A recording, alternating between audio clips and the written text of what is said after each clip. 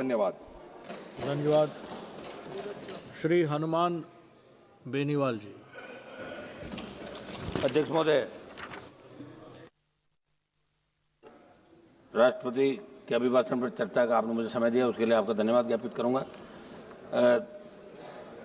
अखिलेश जी ने शुरुआत की थी प्रयागराज महाकुंभ में दिनांक 29 जनवरी को मौनी अमावस्या के दिन भगदड़ के अंदर जो दिवंगत लोग हुए उनको मैं श्रद्धांजलि अर्पित करता हूं और देश की सरकार से मांग भी करता हूं कि इस भगदड़ में मृतकों के सही आंकड़े नाम के साथ देश की जनता के समक्ष रखे जाएं।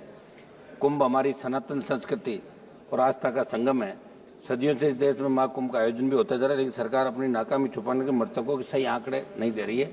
सभापति महोदय, इसको लेके पूरे वर्ल्ड में देश के अंदर कुंभ का जो क्रेज था, इसमें कोई दो राय नहीं। एक मिनट, करोड़ों लोग इसके अंदर स्नान भी कर गए, लेकिन आज भी कई लोग अपने परिजनों को ढूंढ रहे हैं। तो सरकार को इसमें नाकामी किसकी रही, स्टेट गवर्नमेंट की रही, किन की रही, जिम्मेदारी किन की थी, कौन आयोजन वह करवा रहे थे, कौन अधिकारी थे, इनके खिलाफ भी इस मामले में कार्रवाई, सरकार को बड़ी कार्रवाई करनी चाहिए, ये मैं मांग करता हूं। सभापति महोदय, किसान और एमएसपी, किसान कर्ज माफी का कल भी मेरा सवाल था। सभापति महोदय, जो कृषि बजट आप लाए उससे शायद 2 गुना 3 गुना किसानों पर कर्जा होगा देश के अंदर। 33,52,446 करोड़ का कर्जा देश के किसानों के ऊपर है। मैं मांग करता हूं कि आप इस कर्ज को माफ करें।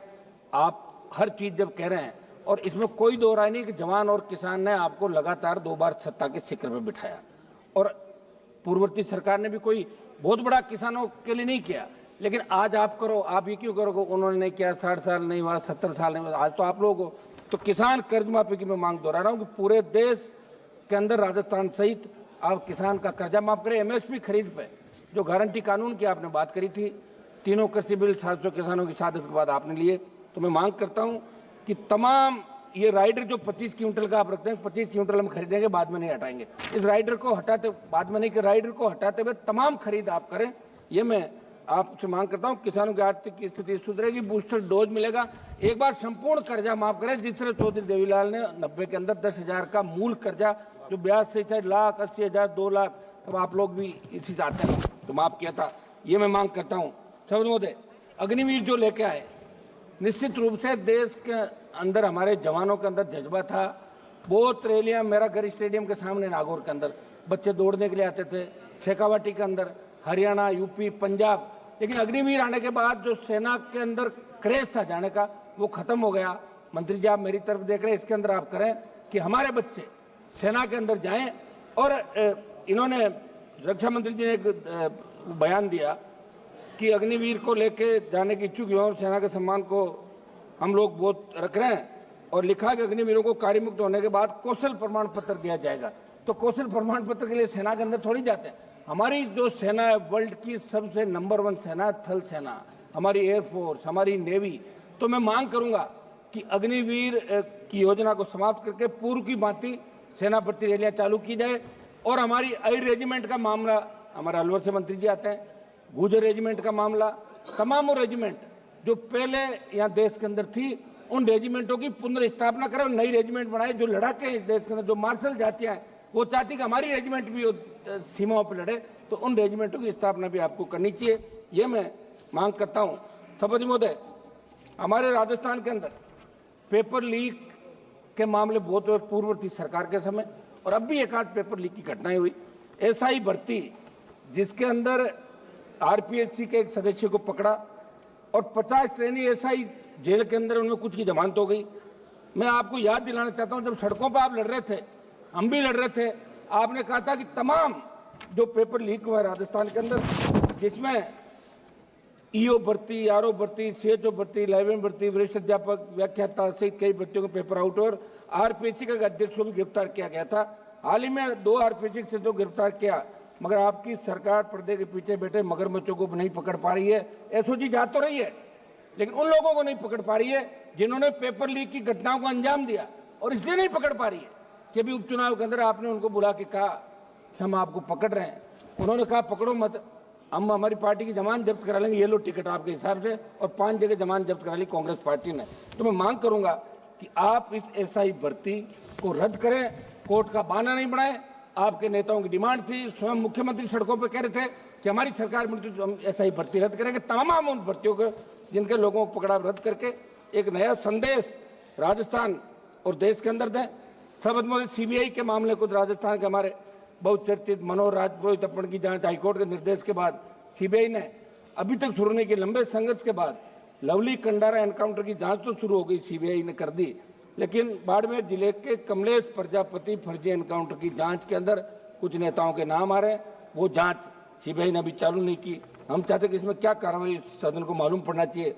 जोधपुर में अनिता जाट हत्याकांड के मामले में स्टेट पुलिस द्वारा चार्जशीट दाखिल करने के 5 दिन बाद सीबीआई ने एफआईआर दर्ज की है।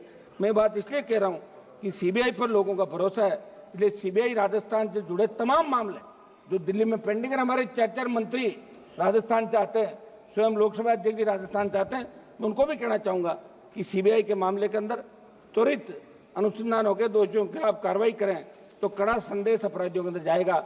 सवज महोदय, आबकारी नीति आपके माध्यम से हाल ही में राजस्थान की भाजपा सरकार जो आबकारी नीति लेकर आई, मंत्री जी थोड़ा एक मिनट, राजस्थान का मामला, आबकारी नीति जो राजस्थान की सरकार लेकर आई है, वैसे तो हम शराबबंदी के खिलाफ जो आंदोलन में राजस्थान का हमने हिस्सा लिया कि शराबबंदी होनी चाहिए।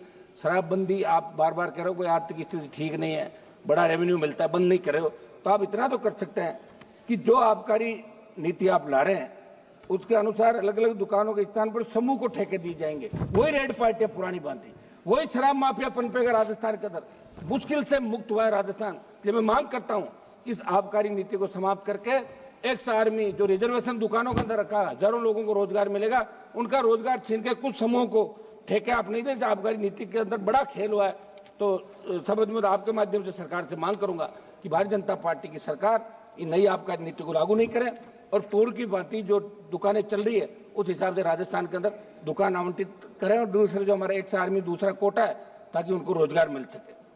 समझ महोदय, उत्तर प्रदेश के अंदर आबकारी नीति के अंदर बदलाव राजनाथ सिंह जी ने किया था, पहले भी वहां ऐसा चलता था और आपकी सरकार ने भी वहां दुकान देने का काम आपकी सरकार ने किया, इसलिए आप अपनी सरकार के उस निर्णय को बदलने का काम नहीं करें। समझ महोदय, निवेश के अंदर प्रधानमंत्री जी राजस्थान में रिसर्जेंट राजस्थान नाम के कार्यक्रम का उद्घाटन किया। मैं आपके माध्यम से सदन को बताना चाहता हूं कि प्रदेश में उद्योगों से जुड़े निवेश लाने के लिए इस तरह का कार्यक्रम किया गया, अरबों रुपए खर्च करके इसका प्रचार किया। एक तरफ, दूसरी तरफ राजस्थान राइजिंग से प्रदेश में निवेश की तैयारियों के बीच 20% निर्यात घट गया। कारण यह कि भारत सरकार के कस्टम विभाग के बड़े अधिकारी ने राजस्थान में बार बार जांच आपत्तियों के नाम पर व्यापारियों को तंग करना शुरू कर दिया था। समझ महोदय, महंगाई के बारे में बताना चाहूंगा कि सरकार ने अभिभाषण में आत्मनिर्भर भारत और अर्थव्यवस्था के विकास की बात की, लेकिन जमीनी हकीकत कुछ हो रही है। महंगाई चरम पर, आम जनता की क्रय शक्ति लगातार घट रही है। खाद्य पदार्थों, ईंधन, रसोई गैस, दवाओं की कीमतें आसमान छू रही है। पेट्रोल डीजल के दामों में लगातार बढ़ोतरी हो रही है। 2014 से 24 के बीच अंतर्राष्ट्रीय बाजार के अंदर प्रति बैरल क्रूड ऑयल की कीमतें घटी थी, लेकिन आपने फिर भी 100 रुपए से ज्यादा पेट्रोल डीजल पे कीमत आप ले रहे हो, तो आम आदमी को आप राहत दें, वो आपका मतदाता है, ये मैं मांग करता हूं। समझ महोदय, फसल बीमा, सबसे बड़ा घोटाला फसल बीमा के अंदर हो रहा है। अब आपने एक नया कर दिया क्रॉप कटिंग, और अगर फसल आपने बो दी और उगी नहीं तो उसका ही आप उनको बीमित कर रहे हो। जो खड़ी फसल है उसको भी श्रेणी के अंदर लिया जाए और फसल बीमा कंपनियां जो है, हम दिशा की मीटिंग के अंदर बुलाते, दूसरे उसमें बुलाते, कोई आता ही नहीं, कोई सही जवाब नहीं देता। तो फसल बीमे का, प्रधानमंत्री फसल बीमा का जो आप प्रचार कर रहे हो, प्रत्येक व्यक्ति को राहत मिले, प्रीमियम लेने के बाद उसका हक भी बनता है। इस दिशा में फसल बीमा में सुधार आपकी सरकार को करने चाहिए। समझ महोदय, ये जो क्लेम कई लोग फर्जी तरीके से उठा रहे, एक रिपोर्ट के मुताबिक इन दिनों जिले के 8 मेरी गांव में 2000 खेतों का 300 करोड़ का क्लेम फर्जीवाड़े से उठा लिया। ये प्रधानमंत्री जी फसल बीमा योजना की सार्थकता का लाभ असली एक मिनट साहब सुनो, 1 मिनट में समाप्त कर रहा हूँ सभापति जी, 1 मिनट सभापति जी, 1 मिनट, 1 मिनट, आधा मिनट, एक विषय हो रहा है मेरा, तो इस पे फसल बीमा पे नए सिरे से करें।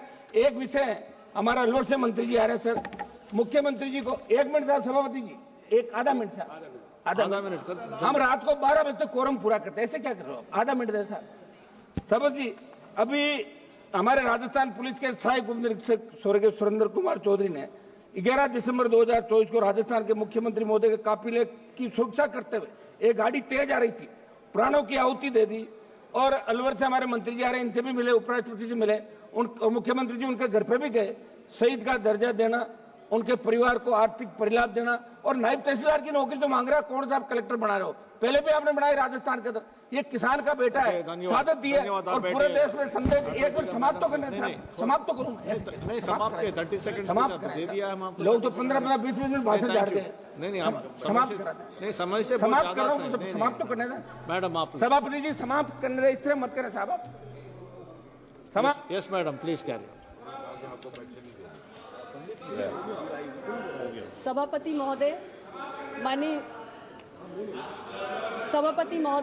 माननीय राष्ट्रपति महोदय के अभिभाषण पर आयोजित इस चर्चा में आपने मुझे प्रतिभाग करने का अवसर प्रदान किया, इसके लिए मैं आभारी हूं। माननीय राष्ट्रपति जी ने